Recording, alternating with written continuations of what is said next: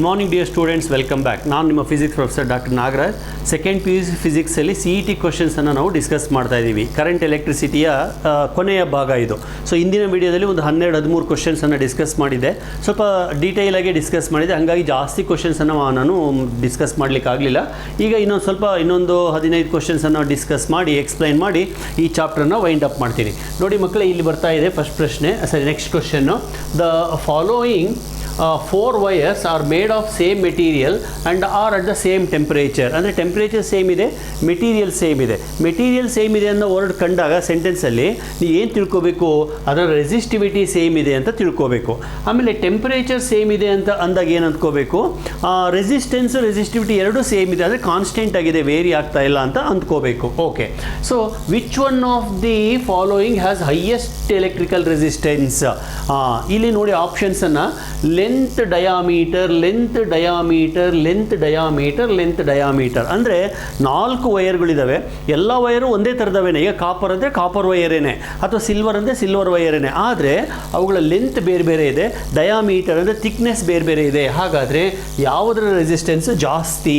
Once again this problem is on the concept of rho L divided by A. Resistance is equal to rho L divided by A or rho L divided by pi r square. ಯಾಕೆ? Area of cross section of the ವೈರ್ನ cross section ಯಾವಾಗಲೂ circular ಇರುತ್ತೆ, ಅದಕ್ಕೆ πr². ಅಥವಾ ಇಲ್ಲಿ ಡಯಾಮೀಟರನ್ನು ಕೊಟ್ಟಿರೋದ್ರಿಂದ r ಬಂದುಬಿಟ್ಟು d/2 ಆಗುತ್ತೆ.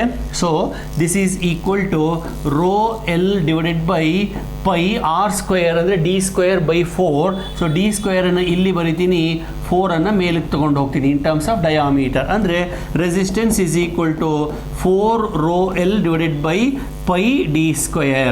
ಮಕ್ಕಳೇ, ಈ ಈಕ್ವೇಷನನ್ನು ಗಮನಿಸಿ. ಅವ್ರು ಹೇಳಿರೋ ಪ್ರಕಾರ ರೋ ಕಾನ್ಸ್ಟೆಂಟ್ ಮತ್ತು ಪೈ ಹೇಳಿ ಕೇಳಿ constant. So only L divided by d² ನಾವು ಗಮನಿಸಬೇಕು.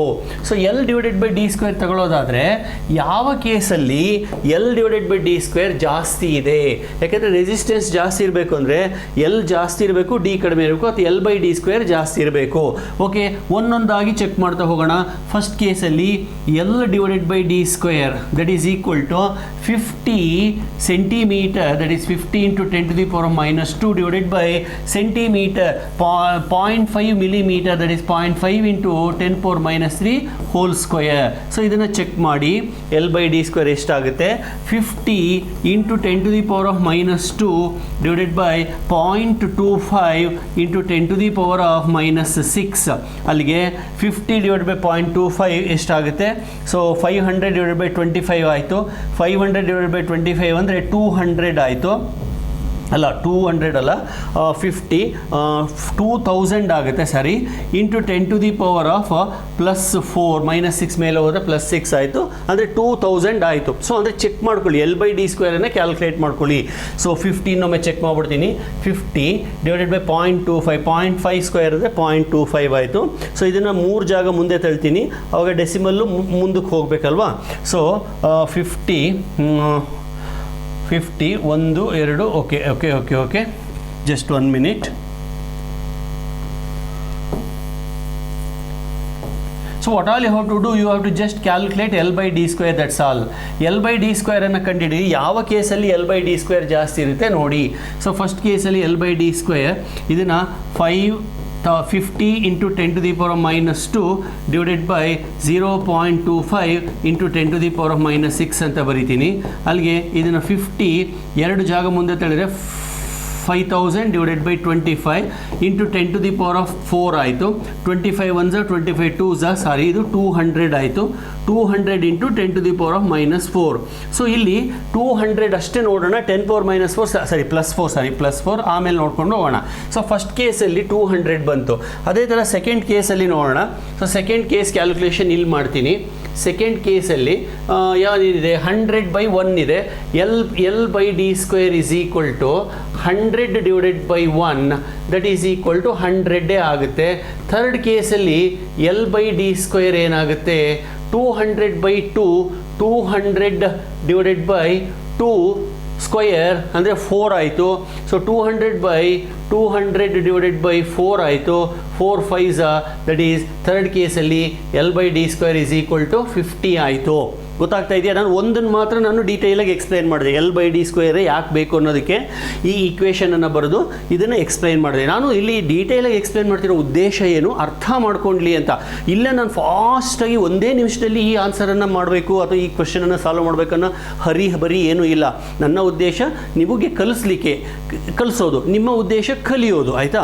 ಈಗ ಇದೇನಪ್ಪ ಒಂದೇ ಒಂದು ನಿಮಿಷದಲ್ಲಿ ಮಾಡೋವಂಥ ಪ್ರಶ್ನೆಗೆ ಸರ್ ಎಷ್ಟೆಲ್ಲ ಸ್ಟೆಪ್ಸ್ ಬರೀತಾ ಇದ್ದಾರೆ ಅಂತ ಅಂದ್ಕೋಬೋದು. ಆದರೆ ಏನೂ ತಪ್ಪಿಲ್ಲ. ಇವಾಗ ನೋಡಿ, ಇಷ್ಟಕ್ಕೆ ಮಾತ್ರ ನಾನು ಟೈಮ್ ಸ್ಪೆಂಡ್ ಮಾಡಿದೆ. ಇವಾಗ ಈಸಿಯಾಗಿ ಮಾಡ್ತಾ ಇದ್ದೀನಿ. L/d² ಮತ್ತು 4ನೇದು ಮಾಡೋಣ. L/d² 4ನೇದು ಎಷ್ಟು ಬರುತ್ತೆ? 300/3². 300 / 3² ಅಂದರೆ 9 ಆಗುತ್ತೆ ಅಲ್ವಾ? ಸೊ 9 ರಫ್ಲಿ 9 3s ರಫ್ಲಿ ಮಾಡ್ತಾ ಇದ್ದೀನಿ. ಸೊ 300/3² ರಫ್ಲಿ 9 3s ಮಾಡ್ತೀನಿ. ಆ್ಯಕ್ಚುಲಿ ಒಂದು ಸ್ವಲ್ಪ ಇನ್ನು ಸ್ವಲ್ಪ ಜಾಸ್ತಿ ಬರುತ್ತೆ. 31 32 ಬರುತ್ತೆ. 33 ಅಂತ ಬರ್ಕೋತೀನಿ, ತೊಂದರೆ ಇಲ್ಲ. ಓಕೆ, ಸೊ 93 27 27 ಮತ್ತೆ 3 ಉಳಿತು, ಮತ್ತೆ 9 3s ಹಂಗೆ ಮಾಡ್ಕೊಳ್ತಾ ಹೋದರೆ 33.33 ಬರುತ್ತೆ. ಸದ್ಯಕ್ಕೆ 33 ಬರಿತೀನಿ. ಸೊ ಇವಾಗೆಲ್ಲ ಕ್ಯಾಲ್ಕುಲೇಷನ್ಸ್ ಆಯಿತು. ಈಗ ನಾವು ನೋಡಬೇಕಾಗಿರೋದು ಯಾವ ಕೇಸಲ್ಲಿ L/d² ಜಾಸ್ತಿ ಇದೆ. ನೋಡಿ, ಫಸ್ಟ್ ಕೇಸಲ್ಲಿ L/d² 200 ಇತ್ತು, ಸೆಕೆಂಡ್ ಕೇಸಲ್ಲಿ 100 ಇತ್ತು, ಥರ್ಡ್ ಕೇಸಲ್ಲಿ 50 ಇದೆ, ಫೋರ್ತ್ ಕೇಸಲ್ಲಿ 33 ಇದೆ. ಓಕೆನಾ? ಅವ್ರು ಕೇಳ್ತಾ ಇರೋದು ಯಾವ ವೈರಿನ ರೆಸಿಸ್ಟೆನ್ಸ್ ಜಾಸ್ತಿ ಇದೆ ಅಂದರೆ L/d² ಯಾವುದರಲ್ಲಿ ಜಾಸ್ತಿ ಇದೆಯೋ ಅದರ ರೆಸಿಸ್ಟೆನ್ಸ್ ಜಾಸ್ತಿ. Because according to this formula R is proportional to L/d². So answer is option A, because first ಕೇಸಲ್ಲೇ L/d² 200 ಬಂದಿರೋದು. ಸೊ ಕ್ಯಾಲ್ಕುಲೇಷನ್ ತುಂಬ ಇದೆ. ನಾನು ಇಲ್ಲಿಂದ ಶುರು ಮಾಡಿ ಫಸ್ಟು ಇಲ್ಲಿ ಫಾರ್ಮುಲಾ ಸ್ಟಾರ್ಟ್ ಮಾಡಿಕೊಂಡೆ, ಆಮೇಲೆ L/d² ಮಾಡಿದೆ, ಆಮೇಲೆ ಸಿಸ್ಟಮ್ಯಾಟಿಕ್ಕಾಗಿ second case, third case, fourth ಕೇಸನ್ನು ಮಾಡಿದೆ. ಗೊತ್ತಾಯ್ತಲ್ವಾ? ಸೊ ಇಲ್ಲಿ ಕಾನ್ಸೆಪ್ಟ್ ಏನಪ್ಪ ಅಂದರೆ ರೆಸಿಸ್ಟೆನ್ಸ್ ಅನ್ನೋದು ಲೆಂತಿನ ಮೇಲೆ ಮತ್ತು ಥಿಕ್ನೆಸ್ ಅಥವಾ ಏರಿಯಾ ಮೇಲೆ ಡಿಪೆಂಡ್ ಆಗಿದೆ ಅನ್ನೋದಷ್ಟೇ. Okay, we will move on to the next question. ಇವಾಗ ಸ್ವಲ್ಪ ವೋಲ್ಟೇಜ್ ರಿಲೇಟೆಡ್ ಪ್ರಾಬ್ಲಮ್ಸ್ ಬರ್ತವೆ. ಇಷ್ಟೊತ್ತು ಬರೀ resistance, resistivity, mobility, drift velocity, current, charge ಅಂತ ಬಂತು. ಇವಾಗ ಸ್ವಲ್ಪ ಪೊಟೆನ್ಷಿಯಲ್ ಕಡೆಗೂ ಹೋಗ್ತಾ ಇದೆ. When 140 volt is applied across a wire that is 10 meter long and has 0.3 mm radius, the magnitude of current density is 1.4 into 10⁸ ampere per meter square. Resistivity of the wire, ರೆಸಿಸ್ಟಿವಿಟಿಯನ್ನು ಕೇಳಿದ್ದಾರೆ, current ಡೆನ್ಸಿಟಿಯನ್ನು ಕೊಟ್ಟಿದ್ದಾರೆ. Okay, so ಇಲ್ಲಿ ಸಣ್ಣದಾಗಿ ಒಂದು calculation ಮಾಡ್ಕೋಬೇಕಾಗತ್ತೆ. So ಏನೇನು ಕೊಟ್ಟಿದ್ದಾರೆ first ಬರ್ಕೊಳ್ಳೋಣ. V is equal to 140 volt, length is equal to 10 meter, radius is equal to 0.3 millimeter, 0.3 millimeter, J is equal to current density 1.4 into 10⁸. ನಮಗೆ ಬೇಕಾಗಿರೋದು ರೋ, ರೆಸಿಸ್ಟಿವಿಟಿ ಕ್ವಶನ್ ಮಾರ್ಕ್. ನೋಡಿ ಮಕ್ಕಳೇ, resistivity, okay, resistivity into length divided by area is equal to resistance ಅಂತ ನಮಗೆ ಗೊತ್ತಿದೆ. ಅಲ್ಲಿಗೆ rho is equal to R into A divided by L ಆಗುತ್ತೆ ಅಲ್ವಾ? RA/L, ಕರೆಕ್ಟಾ? Okay, next rho is equal to, ಸ್ವಲ್ಪ ಓಮ್ಸ್ ಲಾಗ್ ಜ್ಞಾಪಿಸ್ಕೊಳ್ಳಿ. V is equal to IR, R is equal to V/I. Sir ನಾವು ಇದನ್ನೇ ಯೋಚನೆ ಮಾಡಬೇಕು, ಹಿಂಗೆ ಬರೀಬೇಕಂತ ಹೆಂಗೆ ಸರ್ ಗೊತ್ತಾಗುತ್ತೆ? ಇಲ್ಲೇ ಇರೋದು ಲಾಜಿಕ್, ಇಲ್ಲೇ ಇರೋದು ನಿಮ್ಮ ಇಂಟೆಲೆಕ್ಚುಯಲ್ ಯೂಸೇಜ್. ಇಲ್ಲಿ ತನಕ ಬಂದಿದ್ದೀನಿ. RA/L ನನಗೆ ರೋ ಕೇಳಿದ್ದಾರೆ. ಪ್ರಾಬ್ಲಮ್ ಕಡೆ ನೋಡಿದರೆ ಆರ್ ಕೊಟ್ಟಿಲ್ಲ, ಆರಿನ ಬದಲಿಗೆ ಬೇರೆ ಏನೋ ಕೊಟ್ಟಿದ್ದಾರೆ, ವೋಲ್ಟೇಜ್ ಕೊಟ್ಟಿದ್ದಾರೆ, ಆಮೇಲೆ ಕರೆಂಟ್ ಡೆನ್ಸಿಟಿ ಕೊಟ್ಟಿದ್ದಾರೆ, ಕರೆಂಟು ಕೊಟ್ಟಿಲ್ಲ. ಸೊ ರೆಸಿಸ್ಟೆನ್ಸ್ ಬೇಕು, ರೆಸಿಸ್ಟೆನ್ಸ್ ಇಲ್ಲ, ಆದರೆ ವೋಲ್ಟೇಜ್ ಕೊಟ್ಟಿದ್ದಾರೆ. ಹಾಗಾದರೆ ರೆಸಿಸ್ಟೆನ್ಸ್ಗೂ ವೋಲ್ಟೇಜ್ಗೂ ಕರೆಂಟ್ಗೂ ಏನಾದರೂ ಕನೆಕ್ಷನ್ ಇದೆಯಾ ಅಂತ ಯೋಚನೆ ಮಾಡಿದಾಗ ಟಕ್ ಅಂತ ಈ ಈಕ್ವೇಷನ್ ಹೊಳೆಯುತ್ತೆ ನಿಮಗೆ. ಓಕೆ, ಸೊ ನಾವು ಆರ್ ಜಾಗಕ್ಕೆ ಸಬ್ಸ್ಟಿಟ್ಯೂಟ್ ಮಾಡ್ತೀನಿ. VA/IL. ನೋಡಿ ಮಕ್ಕಳೇ, VA/IL. So rho is equal to VA/I. ನಿಮಗೆಲ್ಲ ಗೊತ್ತಿದೆ J is equal to I/A ಅಂತ, ಹೌದಾ? ಇಲ್ಲಿರೋದು A/I ಅಂದರೆ ಇದನ್ನು ನಾನು 1/J ಅಂತ ಬರಿಬೋದಾ? into L as it is. So V into 1 divided by JL, rho is equal to V by L into J. ಒಂದೊಂದು ಸರ್ತಿ ನಾವು ಡಿರೈವೇಷನ್ಸನ್ನೇ ಮಾಡಬೇಕಾಗ್ಬಿಡುತ್ತೆ. ಇದು ಫಿಸಿಕ್ಸ್ ಪ್ರಾಬ್ಲಮ್ ಕಷ್ಟ ಆಗೋದು ಯಾಕೆಂದರೆ ಈ ಕಾರಣದಿಂದ. ಈ ನೇರವಾಗಿ ಈಕ್ವೇಷನ್ ಇದು ನಾರ್ಮಲಿ ಯಾರೂ ಹೇಳೋದಿಲ್ಲ. Rho is equal to V by L into J ಅಂತ ಬೇಕಾದ್ರೆ ಇನ್ನೊಂದ್ಸತಿ ಚೆಕ್ ಮಾಡೋಣ. So rho into L by A is equal to resistance, A cross multiply rho ಇಷ್ಟು ಬಂತು. Rho is equal to resistance ಜಾಗಕ್ಕೆ V is equal to I R, so R is equal to V by I, R is equal to V by I, R is equal to V by I ಹಾಕಿದಾಗ so we by I ಆಯಿತು. So we A I L, so A by I ಅನ್ನು ನಾನು 1 by J ಅಂತ ಬರ್ಕೊಂಡೆ. ಸರಿ, ಇನ್ನೇನು ಮುಕ್ತಾಯದ ಹಂತಕ್ಕೆ ಬಂದಿದ್ದೀವಿ. V is equal to 140 volt divided by length is equal to 10 metre into J is equal to ಎಷ್ಟು ಕೊಟ್ಟಿದ್ದಾರೆ, 1.4 into 10 to the power of minus plus 8, minus 8 ಅಲ್ಲ ಪ್ಲಸ್ 8. ಸೊ 10 and 14 ಮಾಡಿದರೆ that is equal to 10 and 1.4 ಮಾಡಿದರೆ 14 ಆಯಿತು. 14 10s cancel ಆಯ್ತು ಇದು. So final ಆಗಿ 10 into ಇದನ್ನು ಮೇಲೆ ತೊಗೊಂಡೋದ್ರೆ ಮೈನಸ್ 8 ಆಯಿತು. So ohm metre. ಕೆಲಸ ಮುಗಿದೋಯ್ತು, ಆನ್ಸರ್ ಬಂದ್ಬಿಡ್ತು 10 ಇಂಟು 10 ಪವರ್ ಮೈನಸ್ 8. ಆಪ್ಷನ್ ಕಡೆ ಒಂದ್ಸತಿ ಕಣ್ಣು ಹಾಯಿಸೋಣ.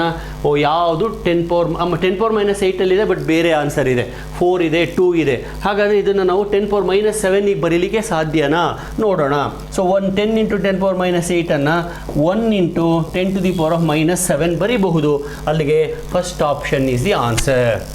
Okay, so I repeat once again, I start with resistivity formula, I make some small substitutions, and finally I end up with this equation. ಈ ಕೆಲವೊಮ್ಮೆ ಏನು ಮಾಡ್ಬಿಡ್ತಾರೆ, ಶಾರ್ಟ್ ಕಟ್ ಅಂತ ಹೇಳಿಬಿಟ್ಟು rho is equal to V by L J ಅಂತ ಹೇಳಿಬಿಡ್ತಾರೆ. ಕೆಲವು coaching ಸೆಂಟರ್ಗಳಲ್ಲಿ ಅಥವಾ ಕೆಲವು ಟೀಚರ್ಸ್ಗಳು ಫಾಸ್ಟಾಗಿ ಆಗಬೇಕು ಅನ್ನೋ ಥರ. I am not commenting on them, but actually ಅವ್ರು ಹೇಳ್ತಾರೆ ಸರಿ ಇದು ಸರಿನೇ, rho is equal to V by L J ಸರಿನೇ, ಆದರೆ ಇದನ್ನು ನೀವು ನೆನ್ಪಿಟ್ಕೊಳಕ್ಕೆ ಸಾಧ್ಯ ಆದರೆ ತೊಂದರೆ ಇಲ್ಲ. ಎಷ್ಟು ಅಂತ ಜ್ಞಾಪಕ ಇಟ್ಕೋತೀರಾ ನೋಡಿ. ನಾನು ಈ ಈಕ್ವೇಷನನ್ನು ಜ್ಞಾಪಕ ಇಟ್ಕೊಳಕ್ಕೆ ಹೇಳಿದ್ದೀನಿ. And it is very basic equation. ಇದನ್ನು ನಾನು ಆಗಲೇ 4-5 ಸತಿ ಬಳಸಿದ್ದೀನಿ, ಆಯಿತಾ. ಆಮೇಲೆ J is equal to I by A ಇದು ನೆನಪಿರೋದೇನೆ, V is equal to I R ಇದು ನೆನಪಿರೋದೆ. ಅವನ್ನೆಲ್ಲ ತೊಗೊಂಬಂದು ಸ್ಮಾಲ್ ಕ್ಯಾಲ್ಕುಲೇಷನ್ ಮಾಡಿದಾಗ ವಿ ಬೈ ಎಲ್ ಜೆ ಬಂದು ಹೋಗ್ಬಿಡುತ್ತೆ. ಅದು ಬಿಟ್ಬಿಟ್ಟು ನೀವು rho is equal to V by L J, rho is equal to V by L J ಅಂತ ಎಷ್ಟು ಅಂತ ನೆನಪಿಟ್ಕೋತೀರಾ. Okay, so please try to follow the basic procedure and try to arrive at the equation and simplify. So option A is correct. Well, I move on to the next question. Ohm's law in terms of current density, ಇದಂತೂ ಆಗಲೇ ಸುಮಾರು ಸತಿ ಬಂದೋಗಿದೆ. Ohm's ಲಾನ ನಾವು J is equal to sigma E ಅಂತ ಬರೀಬಹುದು, ಅಥವಾ J is equal to E divided by rho ಅಂತ ಕೂಡ ಬರೀಬಹುದು, ಯಾಕೆಂದರೆ sigma is equal to 1 by rho, ಅಥವಾ sigma E is equal to J divided by sigma ಅಂತಂದು ಬರೀಬೋದು. ಬಟ್ ಬೇಸಿಕ್ಕಾಗಿ ಈ ಈಕ್ವೇಷನನ್ನು ನೆನ್ಪಿಟ್ಕೊಂಡ್ರೆ ಸಾಕು. So J is equal to sigma E, therefore this is the answer. Okay, so Ohm's ಲಾನ V equals I R ಅಂತ ಕೂಡ ಬರಿತೀವಿ. ಸೊ ಇದು ವೋಲ್ಟೇಜ್ ಕರೆಂಟ್ ರೆಸಿಸ್ಟೆನ್ಸಲ್ಲಿ, ಇದು ಕರೆಂಟ್ ಡೆನ್ಸಿಟಿ, ಕಂಡಕ್ಟಿವಿಟಿ, ಎಲೆಕ್ಟ್ರಿಕ್ ಫೀಲ್ಡಿನಲ್ಲಿ, right. Well, with this we will move on to the next question.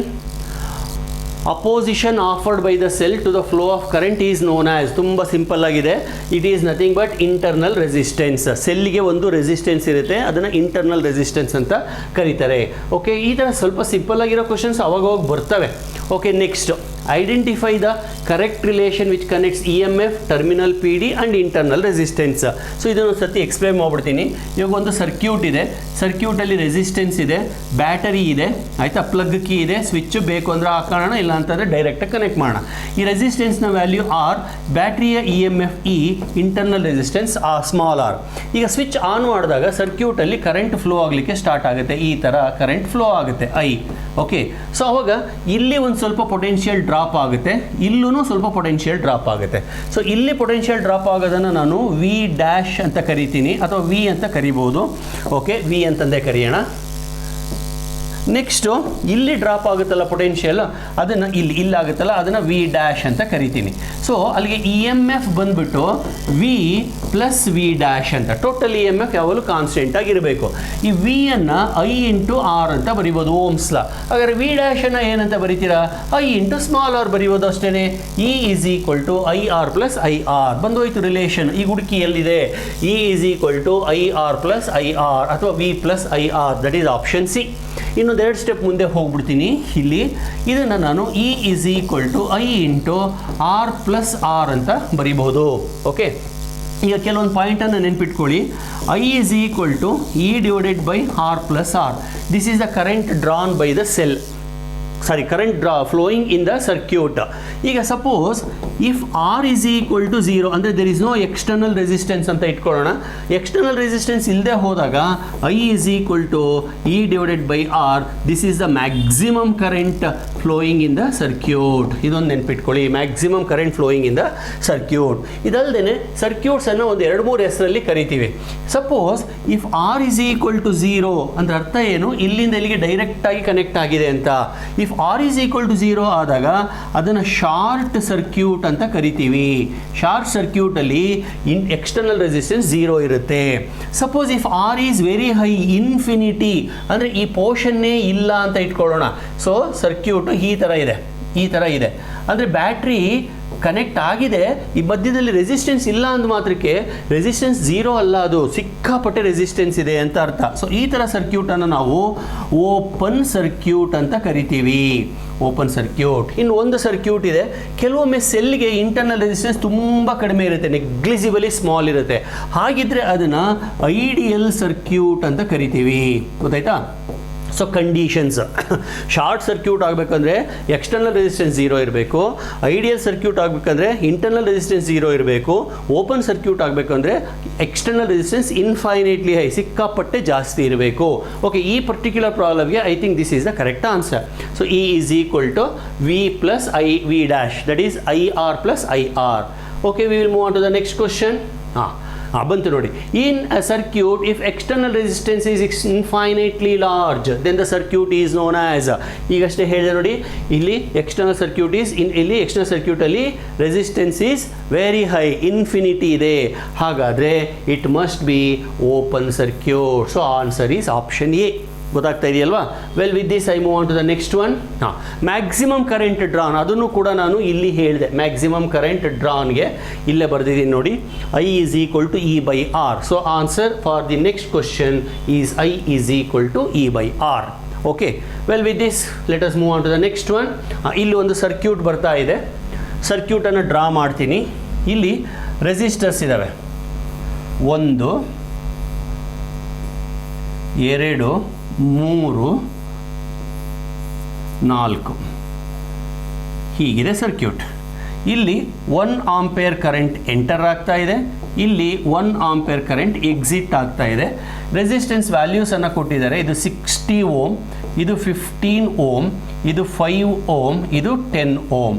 So ಈಗ ಇಲ್ಲಿ ಬಂದಂಥ ಕರೆಂಟು ಈ ಕಡೆಗೆ ಒಂದು ಸ್ವಲ್ಪ ಹೋಗ್ತಾ ಇದೆ, ಅದನ್ನು I ಅಂತ ಕರೆದಿದ್ದಾರೆ. ಇನ್ನು ಬೇರೆ ಬೇರೆ ಕಡೆ ಡಿವೈಡ್ ಆಗ್ತಾ ಹೋಗುತ್ತೆ. ಓಕೆ, ಪ್ರಶ್ನೆ ಏನು ನೋಡೋಣ. The value of current I ಅಂದರೆ ಈ ಪರ್ಟಿಕ್ಯುಲರ್ ಕರೆಂಟನ್ನು ನಾವು ಕಂಡುಹಿಡಿಬೇಕು, ಐಯನ್ನು ಕಂಡುಹಿಡಿಬೇಕು. ಓಕೆ, ಹೇಗೆ ಕಂಡುಹಿಡಿಯೋದು ಹೇಳ್ತೀನಿ ನೋಡಿ. 2-3 ದಾರಿ ಇದ್ದಾವೆ. ಫಸ್ಟು ಏನೇ ಮಾಡಬೇಕು ಅಂದರೂ ನೀವು ಎಫೆಕ್ಟಿವ್ ರೆಸಿಸ್ಟೆನ್ಸನ್ನು ಕಂಡುಹಿಡ್ಕೋಬೇಕು. ಎಫೆಕ್ಟಿವ್ ರೆಸಿಸ್ಟೆನ್ಸ್ ಕಂಡುಹಿಡಿಯೋದು ಹೇಗೆ? ಫಸ್ಟ್ ಈ ಪೋರ್ಷನನ್ನು ನೋಡೋಣ. ಸೊ ಸ್ಟೆಪ್ ಬೈ ಸ್ಟೆಪ್ ಬರ್ಕೊಂಡು ಹೋಗ್ತೀನಿ. ಈ ಪೋರ್ಷನಲ್ಲಿ 15 and 5 ಸೀರೀಸ್ ಇದೆ. ಸೊ 15 + 5 20 ಆಯಿತು. ನೆಕ್ಸ್ಟು ಅದು 3 ಪ್ಯಾರಲಲ್ ಆಗುತ್ತೆ.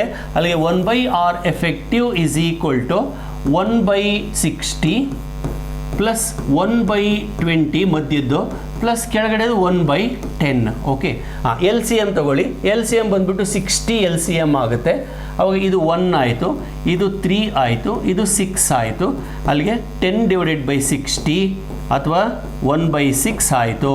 That is 1/R effective. But ನನಗೆ ಬೇಕಾಗಿರೋದು R ಎಫೆಕ್ಟಿವ್, ದೇರ್ಫೋರ್ 6 ಓಮ್ ಆಯಿತು. ಇದು ಎಫೆಕ್ಟಿವ್ ರೆಸಿಸ್ಟೆನ್ಸ್. ಇದನ್ನೇ ಒಂದು ಪ್ರಶ್ನೆಯಾಗಿ ಕೇಳ್ಬೋದು. Find the effective resistance between ಯಾವುದೋ 2 ಪಾಯಿಂಟ್ ಮಧ್ಯೆ, between this point and this point ಅಂತಂದು ಕೇಳಬಹುದು. ಓಕೆ, ಸೊ ಎಫೆಕ್ಟಿವ್ ರೆಸಿಸ್ಟೆನ್ಸ್ ಬಂದಿದೆ. ಮುಂದೆ ಏನು ಮಾಡೋಣ ನೋಡಿ. ಎಫೆಕ್ಟಿವ್ ರೆಸಿಸ್ಟೆನ್ಸ್ ಬಂದಮೇಲೆ ಪೊಟೆನ್ಷಿಯಲ್ ಡಿಫ್ರೆನ್ಸನ್ನು ಕಂಡುಹಿಡಿಯೋಣ between A and B. Potential difference ಕಂಡುಹಿಡಿಯೋದು ಹೇಗೆ? V across A B is equal to current into effective resistance. Current ಅವರೇ ಕೊಟ್ಟಿದ್ದಾರೆ 1 ಆಂಪೇರ್ ಅಂತ. ಆಂಪೇರ್ ಏನು ಬರೆಯೋದು ಬೇಡ, 1 ಅಷ್ಟೇ ಸಾಕು. 1 × 6 ಈಗಷ್ಟೇ ಕ್ಯಾಲ್ಕುಲೇಟ್ ಮಾಡಿದ್ವಲ್ಲ, 1 × 6 that is equal to 6 volt. ಈಗ ನೀವು ಸ್ವಲ್ಪ ಅಲರ್ಟ್ ಆಗಬೇಕು. ಏನಂದರೆ ನೋಡ್ರಪ್ಪ, ಇಲ್ಲಿಂದ ಇಲ್ಲಿಗೆ 6 ವೋಲ್ಟ್ ಪೊಟೆನ್ಷಿಯಲ್ ಡಿಫ್ರೆನ್ಸ್ ಇದೆ. ನೀವು ಇಲ್ಲಿಂದ ಇಲ್ಲಿಗೆ ಈ ರೂಟಲ್ಲಿ ಹೋದ್ರೂ 6 ವೋಲ್ಟೇನೆ, ಈ ರೂಟಲ್ಲಿ ಹೋದ್ರೂ 6 ವೋಲ್ಟೇನೆ, ಈ ರೂಟಲ್ಲಿ ಹೋದ್ರೂ 6 ವೋಲ್ಟೇನೆ. ಇದನ್ನು ನಾನು ಐ ಟೋಟಲ್ ಅಂತ ಬರ್ದಿದ್ದೀನಿ, ಯಾಕಂದರೆ ಅವರು ಐ ಅನ್ನೋದನ್ನು ಇದಕ್ಕೆ ಮಾತ್ರ ರಿಸರ್ವ್ ಮಾಡಿದ್ದಾರೆ. ಇದು ಐ ಟೋಟಲ್. ಇದು ಮಕ್ಕಳೇ ಕೆಲವೊಮ್ಮೆ ಸಿಂಬಲ್ಗಳೇ ನಮಗೆ ಭಾಳ ತೊಂದರೆ ಕೊಟ್ಬಿಡ್ತವೆ. ಐ ಅಂತ ನಾರ್ಮಲಿ ನಾವೇನು ಮಾಡ್ತೀವಿ, ಇಲ್ಲಿ ಬರೀತೀವಿ, ಇಲ್ಲೆಲ್ಲ I1 I2 I3 ಅಂತ ಬರೀತೀವಿ, ಹೌದಲ್ವಾ? ಇಲ್ಲಿ ನೋಡಿದ್ರೆ ಇದನ್ನು ಐ ಅಂತ ತೊಗೊಂಡಿದ್ದಾರೆ. ಸೊ ಸಿಂಬಲ್ಗಳ ಮೂಲಕನೂ ನಮ್ಮನ್ನು ತೊಂದರೆ ಮಾಡಲಿಕ್ಕೆ ಪ್ರಯತ್ನ ಪಡ್ತಾರೆ, ನಮ್ಮನ್ನು ಟ್ರಿಕ್ ಸಿಗಿಸಾಕಲಿಕ್ಕೆ ಪ್ರಯತ್ನ ಪಡ್ತಾರೆ. ಆದರೆ ನಾವು ಕಾನ್ಸೆಪ್ಟನ್ನು ಚೆನ್ನಾಗಿ ಗೊತ್ತಿಟ್ಕೊಂಡಿದ್ರೆ, ಎಲ್ಲೆಲ್ಲಿ ಯಾವ್ಯಾವ ಸಿಂಬಲನ್ನು ಯಾವ್ಯಾವ ನೊಟೇಷನ್ಸನ್ನು ಬಳಸಿ ಅನ್ನೋದು ಗೊತ್ತಿದ್ರೆ ನಾವು ಯಾರಿಗೂ ಹೆದರಬೇಕಾಗಿಲ್ಲ. ಓಕೆ, ಇಲ್ಲಿಂದ ಇಲ್ಲಿಗೆ ಪೊಟೆನ್ಷಿಯಲ್ ಸೇಮ್ ಇರುತ್ತೆ. Whether you go like this or like this or like this, potential will be same. ನಾನೇನು ಮಾಡ್ತೀನಿ, ಈ ದಿಕ್ಕಿನಲ್ಲಿ ಹೋಗ್ತೀನಿ. ಇವಾಗ ಇದು ಐ ಅಂದ್ಕೊಳ್ಳೋಣ, ಇದನ್ನು I1 ಅಂದ್ಕೊಳ್ಳೋಣ, ಇದನ್ನು I2 ಅಂದ್ಕೊಳ್ಳೋಣ. ಈ ದಿಕ್ಕಿನಲ್ಲಿ ಹೋದಾಗ ನಾನು ವಿ ಆಫ್ ಎ ಬಿ ಅನ್ನು ಏನಂತ ಬರಿಬೇಕು ಗೊತ್ತಾ? ಕರೆಂಟ್ ಇಂಟು ಆ ದಾರಿನಲ್ಲಿ ಹೋದಾಗ ಸಿಗ್ತಕ್ಕಂಥ ರೆಸಿಸ್ಟೆನ್ಸನ್ನು ತಗೋಬೇಕು. ಅದೇ ಈ ದಾರಿನಲ್ಲಿ ಹೋಗ್ತಾ ಇದ್ದೀನಿ ಅಂದ್ಕೊಳ್ಳಿ, ಆವಾಗ ವಿ ಆಫ್ ಎ ಬಿಯನ್ನು ನಾನು I1 ಇಂಟು ಆ ದಾರಿನಲ್ಲಿ ಸಿಕ್ಕಂಥ ರೆಸಿಸ್ಟೆನ್ಸು ಎಷ್ಟು 20 ಬರಿಬೇಕು. ಅದೇ ಕೊನೆಗೆ ಕೆಳಗಡೆ ದಾರಿನಲ್ಲಿ ಹೋಗ್ತೀನಿ ಅಂದ್ಕೊಳ್ಳಿ, I2 ಇಂಟು ಈ ದಾರಿನಲ್ಲಿ ಏನು ಸಿಗುತ್ತೋ ಅದನ್ನು ಬರಿಬೇಕು. ಗೊತ್ತಾಯ್ತಲ್ವಾ? ಇದು ಫಾರ್ಮುಲಾ. ಓಕೆ, ಈಗ ನನಗೆ ಇದು ಮಾತ್ರ ಸಾಕು. ಯಾಕೆ ಅಂದರೆ ಐಯನ್ನು ಕೇಳಿದ್ದಾರೆ. ಸೊ ಐಯನ್ನು ಕೇಳಿರೋದ್ರಿಂದ ನಾನೇನು ಮಾಡ್ತೀನಿ, ಈ ಎರಡನ್ನು ಅಳಿಸ್ಬಿಟ್ಟು ಇದನ್ನು ಮಾತ್ರ ರಿಟೈನ್ ಮಾಡ್ಕೋತೀನಿ. I remove this and also I remove this because I want only I. ಅವರೇನಾದರೂ current in the middle branch, current in the last branch, ಅಥವಾ ಇದನ್ನೇನೋ I2 ಅಂತ ಕೊಟ್ಟು current in the last branch I2 V's ಅಂತ ಇದೆ, ಅವಾಗ ಆ ಫಾರ್ಮುಲಾನ ಹಾಕ್ಕೋಬೇಕಾಗಿತ್ತು. Okay, ಬನ್ನಿ ಇಲ್ಲಿಗೆ. I is equal to V of AB divided by 60. V of AB already ಬಂದಿದೆ, divided by 60. So 1s are 10s are. So I is equal to 1 divided by 10. 1 by 10 ಅಂದರೆ 0.1 ampere.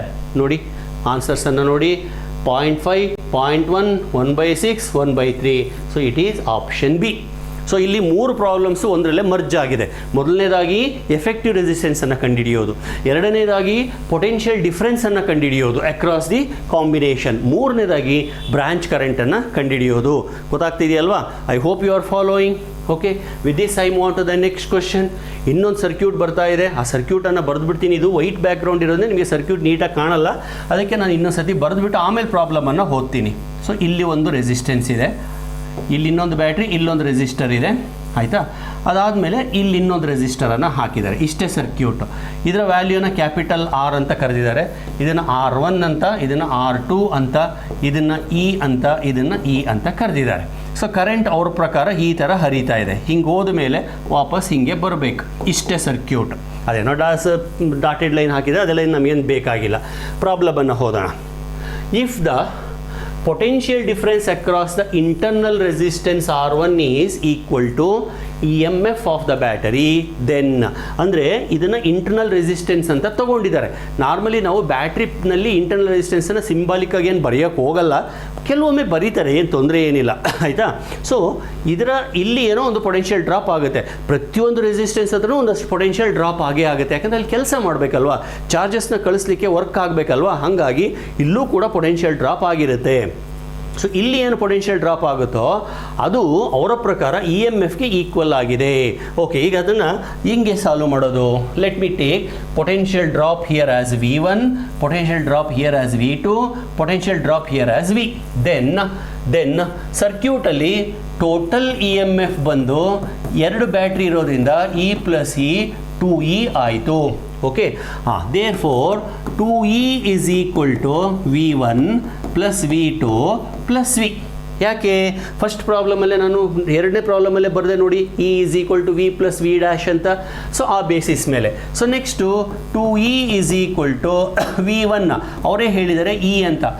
ನೋಡಿ ಇಲ್ಲಿ ಹೇಳ್ತಾರೆ ನೋಡಿ, potential difference across internal resistance R1 is equal to EMF of the cell E ಅಂತ ಹೇಳಿದ್ದಾರೆ. V1 is equal to E ಅಂತ ಹೇಳಿದ್ದಾರೆ. Okay, plus V2 ಅಂತಂದರೆ ಏನು? IR2 ಪ್ಲಸ್ V ಅಂತಂದರೆ ಓಕೆ R ಆಯಿತು. ಸಿಂಪ್ಲಿಫೈ ಮಾಡಿ, ಒಂದು ಇ ಕ್ಯಾನ್ಸಲ್ ಆಯಿತು, 2 is equal to I into R2 plus R, R2 plus R. Okay, ಅಥವಾ I is ಓಕೆ ಇರಲಿ ಸರ್ ವೆಯ್ಟ್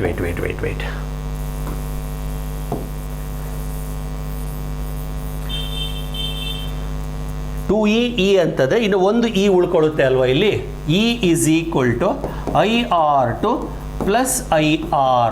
ಓಕೆ, ಅಥವಾ E is equal to I common ತಗೊಂಡ್ರೆ R2 plus R ಅಂತ ಬರೀಬಹುದಲ್ವಾ. ಇದು ಒಂದು ಈಕ್ವೇಷನ್, ಇದು ಒಂದು ಕಡೆಗಿರಲಿ. ಅಂಡರ್ಸ್ಟುಡ್. ನೆಕ್ಸ್ಟು ಇಲ್ಲಿಗೆ ವಾಪಸ್ ಬರೋದಾದರೆ 2e is equal to V1 that means IR1 plus V2 that is IR2 plus V that is IR. Okay, substitute for E that is 2 into E ಜಾಗಕ್ಕೆ IR2 plus R hockey is equal to ಇಲ್ಲಿ I common ತಗೊಂಡ್ರೆ R1 plus R2 plus R. Lengthy calculation but simple problem. I cancel. So ಇವಾಗ 2R2 ಸಾರಿ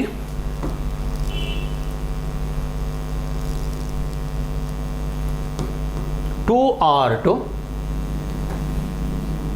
plus 2R 2 ಇಂದ multiply ಮಾಡ್ತಾ ಇದ್ದೀನಿ is equal to R1 plus R2 plus R. Okay, simplify ಮಾಡಿ. R2 ಆ ಕಡೆ ತಗೊಳ್ಳಿ, R2 ಆ ಕಡೆ ತಗೊಂಡು R ಅನ್ನು ಆ ಕಡೆ ತಗೊಳ್ಳಿ, ಅವಾಗ 2R2 minus R2 that is R2 plus R is equal to R1. ಅಥವಾ ಆಪ್ಷನ್ ನೋಡಿ ಇವಾಗ ಡಿಸೈಡ್ ಮಾಡಿ ಅಷ್ಟೇ. ಆಪ್ಷನ್ ನೋಡಿ ಡಿಸೈಡ್ ಮಾಡೋದಾದರೆ R is equal to R1 minus R2 option. ಇದು ಇಲ್ಲಿ ಮುಗಿದೋಯ್ತು ಪ್ರಾಬ್ಲಮ್. ಇದೇ ಆಪ್ಷನ್ ಇದ್ದರೆ ಟಿಕ್ ಮಾಡ್ಕೋಬೋದು, ಬಟ್ ಈ ಆಪ್ಷನ್ ಇಲ್ಲ. ಸೊ ಬೇರೆ ಏನೇನೋ ಇದೆ. R1 ಪ್ಲಸ್ R2 ಆಗೋದಿಲ್ಲ, R1 ಪ್ಲಸ್ R2 ಆಗೋದಿಲ್ಲ, R1 ಬೈ R2ನೂ ಆಗೋದಿಲ್ಲ, R1 ಮೈನಸ್ R2 ಆಗುತ್ತಾ ನೋಡೋಣ. R2ನ ಈ ಕಡೆ ಕಳಿಸಿದ್ರೆ ಆಗುತ್ತೆ. So they four it is option C. Okay, so ಇಲ್ಲಿ ಟ್ರಿಕ್ಕಿಯಾಗಿದೆ ಅಷ್ಟೇ, ಬಿಟ್ಟರೆ ತುಂಬ ಕಾಂಪ್ಲಿಕೇಟಾಗಿ ಏನೂ ಇಲ್ಲ. ಸೇಮ್ ಈಕ್ವೇಷನ್ನನ್ನೇ ನಾವು 2 ಸರ್ತಿ ಯೂಸ್ ಮಾಡ್ತೀವಿ. ಒಂದು ಸರ್ತಿ V1 plus V2 plus V ಅಂತ ಬರಿತೀನಿ, ಇನ್ನೊಂದು ಸತಿಗೆ IR1 plus IR2 plus IR ಅಂತ ಬರಿತೀನಿ. ಗೊತ್ತಾಗ್ತಿದೆಯಲ್ವಾ? So that's all about this question. Let us see what is the next question. A current 6 ampere enters one corner P of equilateral triangle PQR having 3 wires of 2 ohm each and leaves by the corner R1. Then currents I1 and I2 are. So R1 ಅಲ್ಲ, ಅದು corner R ಅಷ್ಟೇನೆ. So ಡಯಾಗ್ರಾಮನ್ನು ಬರೆದು explain ಮಾಡ್ತೀನಿ. ಇಲ್ಲಿ 3 ವೈರ್ಗಳನ್ನು ತಗೊಂಡಿದ್ದಾರೆ. 1 2 3 ವೈರ್ಗಳನ್ನು ತಗೊಂಡು ಒಂದು triangle ಥರ ಕನೆಕ್ಟ್ ಮಾಡಿದ್ದಾರೆ. ಇದನ್ನು P ಅಂತ ಕರೆದಿದ್ದಾರೆ. ಇದು Q ಆಗುತ್ತೆ, ಇದು R. ಅವರ ಪ್ರಕಾರ ಇಲ್ಲಿ ಕರೆಂಟ್ ಎಂಟರ್ ಆಗುತ್ತೆ, ಇಲ್ಲಿ ಕರೆಂಟ್ ಎಕ್ಸಿಟ್ ಆಗುತ್ತೆ. ಓಕೆ, ಸೊ ಒಂದು ಕರೆಂಟ್ ಹಿಂಗೆ ಹೋಗುತ್ತೆ. ಎಂಟರ್ ಆಗೋ ಕರೆಂಟನ್ನು ಎಷ್ಟು ಕೊಟ್ಟಿದ್ದಾರೆ? 6 ಆಂಪೇರ್ ಕೊಟ್ಟಿದ್ದಾರೆ. This is main current. I is equal to 6 ampere. ಈ ಕಡೆಗೆ ಒಂದು ಕರೆಂಟ್ ಹೋಗಿ ಅದು ಹಿಂಗೆ ಬರುತ್ತೆ, ಇನ್ನೊಂದು ಕರೆಂಟ್ ಈ ಕಡೆ ಹೋಗುತ್ತೆ. ಅಲ್ಲಿ ಹೋಗೋ ಕರೆಂಟನ್ನು ನಾನು I1 ಅಂತ ಕರಿತೀನಿ. This is I1. ಓಕೆ, ಇಲ್ಲಿ ಬರೋ ಕರೆಂಟನ್ನು I2 ಅಂತ ಕರಿತೀನಿ. So remember all the resistors are 6 6 6 only. ಈಗ ಮೇಲ್ಗಡೆ ಪೋರ್ಷನನ್ನು ನೋಡಿ, ಈ 6 ಮತ್ತು 6 ಸೀರೀಸ್ ಕನೆಕ್ಷನ್ ಆಗಿದೆ. ಹಾಗಾಗಿ ಇವೆರಡನ್ನು ಸೇರಿ ನಾನು ಒಂದು ಸಿಂಗಲ್ ರೆಸಿಸ್ಟರ್ ಅಂತ ಬರ್ಕೋತೀನಿ. 6 and 6 ದಟ್ ಈಸ್ 12. ಇನ್ನು ಕೆಳಗಡೆದು ಒಂದು ಸಿಂಗಲ್ ರೆಸಿಸ್ಟರ್ ದಟ್ ಈಸ್ 6.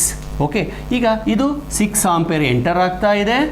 ಇಲ್ಲಿ I1 ಕರೆಂಟ್ ಹೋಗ್ತಾ ಇದೆ, ಇಲ್ಲಿ I2 ಕರೆಂಟ್ ಹೋಗ್ತಾ ಇದೆ. ಎರಡು ಜಾಯಿನ್ ಆಗಿ ಇಲ್ಲಿ ಹೊರಗಡೆ ಬರ್ತಾ ಇದೆ. ಓಕೆ, ಈ ಕಡೆಯಿಂದ ಹೊರಗಡೆ ಬರ್ತಾ ಇದೆ.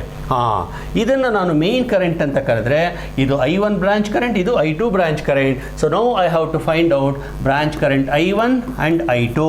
Remember I1 is equal to IR2 divided by R1 plus R2. ಇದು branch current formula.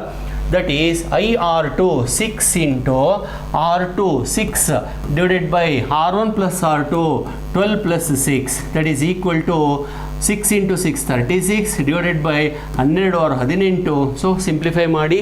So 6 in the 6 3s are 6 6 are, so 3 1s are 3 2s are 18 1s are 18 2s are. So I1 ಬಂದು ಎಷ್ಟು ಬಂತು? I1 ಬಂದು 2 ampere ಆಯಿತು. 2 ampere ಆಯಿತು. ಇನ್ನು I2ನ ನಾನು calculate ಮಾಡೋ ನೆಸೆಸಿಟಿನೇ ಇಲ್ಲ. ಐನಲ್ಲಿ I1 ಹೋಗ್ಬಿಟ್ರೆ ಮುಗೀತಷ್ಟೇ. 6 ಆಂಪೇರಲ್ಲಿ 2 ಆಂಪೇರ್ ಆ ಕಡೆ ಡೈವರ್ಟ್ ಆದರೆ ಇನ್ನು ಉಳಿಯೋದೆಷ್ಟಪ್ಪ, 6 - 2 that is equal to 4 ampere. So I1 is 2 ampere, I2 is 4 ampere. So it is answer option C. ಇಲ್ಲಿ ನಾನೇನು ಮಾಡಿದೆ, ಫಸ್ಟ್ ಅವ್ರು ಕೊಟ್ಟಿರೋವಂಥ ವರ್ಡಿಂಗ್ಸನ್ನು ಡಯಾಗ್ರಾಮ್ ಆಗಿ ಕನ್ವರ್ಟ್ ಮಾಡಿಕೊಂಡೆ, ಆಮೇಲೆ ಎಫೆಕ್ಟಿವ್ ರೆಸಿಸ್ಟೆನ್ಸನ್ನು ಕಂಡುಹಿಡಿದು ಬ್ರಾಂಚ್ ಕರೆಂಟ್ ಫಾರ್ಮುಲಾನ ಅಪ್ಲೈ ಮಾಡಿದ್ದೀನಿ. Okay, branch current formula I1 ಬೇಕು ಅಂದರೆ IR2, I2 ಬೇಕು ಅಂದರೆ IR1/R1 + R2. Okay, with this I move on to the next question. Next question ಏನು ಹೇಳ್ತಾ ಇದೆ, 2 resistances R1 and R2 have effective resistance RS when connected in series and RP when connected in parallel. ಎರಡು resistors ಇದ್ದಾವೆ, ಅವನ್ನ ಸೀರೀಸಾಗಿ connect ಮಾಡ್ತಾರೆ, ಪ್ಯಾರಲಲ್ಗೂ connect ಮಾಡ್ತಾರೆ. ಸೀರೀಸಾಗಿ connect ಮಾಡಿದಾಗ RS ಅಂತ ಬರೆದವ್ರೆ, ಪ್ಯಾರಲಲ್ ಕನೆಕ್ಟ್ ಮಾಡಿದಾಗ RP ಅಂತ ಬರೆದವ್ರೆ. ನೋಡೋಣ ಮುಂದೆ ಏನು ಹೇಳ್ತಾರೆ. RS × RP 16 ಅಂತೆ, RS / RS × RP 16 ಅಂತೆ, R1/R2 4 ಅಂತೆ. Okay, then value of R1 and R2 ಸ್ವಲ್ಪ ಟ್ರಿಕ್ಕಿ ಆಗಿದೆ, ಬಟ್ ಸುಮಾರು ಸತಿ ಬಂದಿದೆ ಈ ಥರದ ಕ್ವಶನ್ CET-ನಲ್ಲಿ. ಅವ್ರು ಏನು ಹೇಳಿದ್ದಾರೆ ಅದನ್ನು ಬರೆದು ಬಿಡೋಣ ರೀ. ಫಸ್ಟು RS ಅಂತ ಹೇಳಿದ್ದಾರೆ. RS is equal to R1 + R2. ಯಾಕೆ ಸರ್? ಯಾಕೆಂದರೆ ಸೀರೀಸ್ ಕಾಂಬಿನೇಷನ್ ಕಾನ್ಸೆಪ್ಟು. ಓಕೆ, ಇದನ್ನು ಸದ್ಯಕ್ಕೆ ಈಕ್ವೇಷನ್ 1 ಅಂತ ಕರೆದಿರೋಣ. ಎರಡನೇದು RP is equal to R1 R2 / R1 + R2. Call this as equation number 2. ಯಾಕೆ? Parallel combination formula. Next RS × RP ಅಂತ ಹೇಳ್ತಾರೆ. RS × RP ಅಂದರೆ ಇವೆರಡನ್ನು ಮಲ್ಟಿಪ್ಲೈ ಮಾಡೋಣ. ಮಾಡಿದಾಗ RS ಅಂದರೆ R1 + R2, RP ಅಂತಂದರೆ R1 R2 / R1 + R2. So R1 + R2 cancel ಆಯಿತು. RS × RP is equal to R1 R2 ಅಂತ ಬಂತು. ಬಟ್ ಅವ್ರು ಹೇಳಿದ್ದಾರೆ ದಿಸ್ ಈಸ್ 16 ಅಂತ. ನೆಕ್ಸ್ಟ್ ಸ್ಟೆಪ್ ಇಲ್ಲಿ ಬರಿತೀನಿ, 4th step R1 R2 is equal to 16 ಅಂತ ಹೇಳಿದ್ದಾರೆ ಅವರು. RS × RPನ 16 ಅಂತ ಬರ್ಕೋಬೋದು. ಆಮೇಲೆ ಹೇಳ್ತಾರೆ 5ನೇ step R1 / R2 is equal to 4 ಅಂತ ಹೇಳಿದ್ದಾರೆ. ಆಲ್ಮೋಸ್ಟ್ ಮುಗಿದೋಯ್ತು ಪ್ರಾಬ್ಲಮ್. ಹೆಂಗೆ ಸರ್? ಇನ್ನೂ ಏನೂ ಗೊತ್ತಾಗ್ತಾನೆ ಇಲ್ಲ. ಏನಿಲ್ಲ, ಇನ್ನೇನು ಮುಗಿದಂಗೆ. ಇದು ಯಾವುದೋ ಎರಡು ನಂಬರ್ಸನ್ನು ಮಲ್ಟಿಪ್ಲೈ ಮಾಡಿದರೆ 16 ಬರಬೇಕು, ಅದೇ ಎರಡು ನಂಬರ್ಸನ್ನು ಡಿವೈಡ್ ಮಾಡಿದರೆ 4 ಬರಬೇಕು. ಹಾಗಾದರೆ ನಂಬರ್ಸ್ ಯಾವ್ಯಾವುದು? ಇನ್ನೊಮ್ಮೆ ಹೇಳ್ತೀನಿ, ಎರಡು ನಂಬರ್ಸನ್ನು ಮಲ್ಟಿಪ್ಲೈ ಮಾಡಿದರೆ 16 ಬರಬೇಕು, ನೆನ್ಪಿಟ್ಕೊಳ್ಳಿ. ಆ ಎರಡು ನಂಬರ್ಸನ್ನು ಡಿವೈಡ್ ಮಾಡಿದರೆ 4 ಬರಬೇಕು. ಹಾಗಾದರೆ ನಂಬರ್ಸ್ ಯಾವುದಿರ್ಬೋದು? ಸ್ವಲ್ಪ ಯೋಚನೆ ಮಾಡಿ. Yes, you are correct. The numbers are nothing but 8 and 2, because 8 × 2 16 ಆಗುತ್ತೆ, 8 / 2 4 ಆಗುತ್ತೆ. ಸೊ R1 ಅನ್ನು 8 ಅಂತ ತಗೊಂಡ್ರೆ R2 ಅನ್ನು 2 ಅಂತ ತಗೋಬಹುದು. So in general then numbers are 8 and 2. So resistors are 8 and 2. So ಉಳ್ಕೊಂಡು ಬನ್ನಿ. ಎಸ್, ಇಲ್ಲಿದೆ ನೋಡಿ, R1 ಈಸ್ 8, R2 ಈಸ್ 2. ಈ ಥರ ನಾವು ಇನ್ಸ್ಪೆಕ್ಷನ್ ಮೆಥಡ್ ಅಂತ ಕರಿತೀವಿ. ಸಿಂಪಲ್ ಆಗಿ ಸಾಲ್ವ್ ಮಾಡ್ಬೋದು. ಗೊತ್ತಾಯ್ತಲ್ವಾ? Well, with this I move on to the next question. Next question ಬಂದು 5 rows of 10 identical cells connected in series sends a current of I through an external resistance 20 ohm. If the EMF and internal resistance of each cell is 1.5 volt and 1 ohm respectively, then the value of I. ಇದು combination of cells ಅಂತ. Cells ಅನ್ನು ನಾವು series ಆಗಿ connect ಮಾಡ್ತೀವಿ ಈ ಥರ. ಅದೇ ಥರದ ಬೇಕಾದಷ್ಟು ರೋಗಳನ್ನು ತಗೊಂಡು ಇನ್ನೊಂದು ರೋ ತಗೊಳ್ತೀವಿ, ಹಾಗೆ ಇನ್ನೂ ಒಂದು ರೋ, ಹೀಗೆ ಸಾಕಷ್ಟು ರೋಗಳನ್ನು ತಗೊಂಡು ಮತ್ತೆ ಅದನ್ನು ನಾವು ಪ್ಯಾರಲಲ್ ಆಗಿ ಕನೆಕ್ಟ್ ಮಾಡ್ತೀವಿ. ಗೊತ್ತಾಯ್ತಾ? ಇದನ್ನು ನಾವು ಮಿಕ್ಸ್ಡ್ ಗ್ರೂಪಿಂಗ್ ಅಂತ ಕರಿತೀವಿ. ಈಗ ಇಲ್ಲಿಂದ ಒಂದು ವೈರನ್ನು ತಗೊಂಡು ರೆಸಿಸ್ಟರ್ಗೆ ಕನೆಕ್ಟ್ ಮಾಡಿದರೆ ಈ ರೆಸಿಸ್ಟರಲ್ಲಿ ಕರೆಂಟ್ ಹರಿಯುತ್ತೆ. That is capital I. Okay, this I equals MNR / MR + NR. Formula ಅಷ್ಟೇ. ಏನು ಸರ್ ಎಮ್ ಅಂದರೆ? M is equal to number of cells in a row. That is in a row ಎಷ್ಟಿದೆ? 10 identical cells ಇದೆ ಪ್ರತಿ ರೋನಲ್ಲೂ. N is equal to number of such rows. ಎಷ್ಟು rows ಇದೆ? 5 rows ಇದೆ. ಆಮೇಲೆ ಕ್ಯಾಪಿಟಲ್ ಆರ್ ಅಂದರೆ ಏನು ಸರ್? ಎಕ್ಸ್ಟರ್ನಲ್ ರೆಸಿಸ್ಟೆನ್ಸ್ ಎಲ್ಲೋ ಕೊಟ್ಟಿದ್ದಾರಲ್ಲ, 20 ohm. Capital R is equal to 20. ಸರಿ ಸರ್. ಸ್ಮಾಲ್ ಆರ್ ಅಂದರೆ ಏನು sir? Internal resistance small R is equal to 1 ohm ಕೊಟ್ಟಿದ್ದಾರೆ. ಇನ್ನು ಇ ಎಮ್ ಎಫ್ MNE ಕಣ್ರಿ, ಸಾರಿ ಆರ್ ಅಲ್ಲ, ಇದು ಸಣ್ಣ ಮಿಸ್ಟೇಕ್ ಆಗೋಯ್ತು. MNE ಇದು sorry. E M F of each cell MNE. ಎಷ್ಟು ಕೊಟ್ಟಿದ್ದಾರೆ? 1.5 ಕೊಟ್ಟಿದ್ದಾರೆ. So 1.5. So substitute here and simplify. I is equal to M is 10 into 5 into 1.5 divided by M is 10 into 20, 200 plus N is 5, R is 1, that is 5. Okay, so that is equal to 50 into 1.5, that 15 into 5, 75. 15 75 okay, 75 divided by 205. 75 divided by 205. ಇದನ್ನು solve ಮಾಡಿಕೊಂಡ್ರೆ ನಿಮಗೆ answer ಬಂದು ಹೋಗಿರುತ್ತೆ. I is equal to 75 divided by 205. ಇದನ್ನು ನಿಮಗೆ ಬಿಡ್ತೀನಿ, calculation ಮಾಡ್ಕೊಳ್ಳಿ. 75 divided by 205. Rough ಆಗಿ ಇದನ್ನು 75 divided by 200 ಅಂತಂದೆ ಅಂದ್ಕೊಳ್ಳಿ. ಅವಾಗ ಏನಾಗುತ್ತೆ? 25 3s 25 4s. 3/4 ಅಂದರೆ ಎಷ್ಟು? 0.75 ಅಲ್ವಾ? ರಫ್ 3/4 ಅಂದರೆ 1/4, 3/4 ಅಂದರೆ 0.75. ಸೊ ಅಲ್ಲಿಗೆ ಆನ್ಸರ್ 0.75. ಇನ್ನೊಂದ್ಸತಿ ನೋಡ್ಬಿಡ್ತೀನಿ. ಓಕೆ 25 3 75. ಓಕೆ,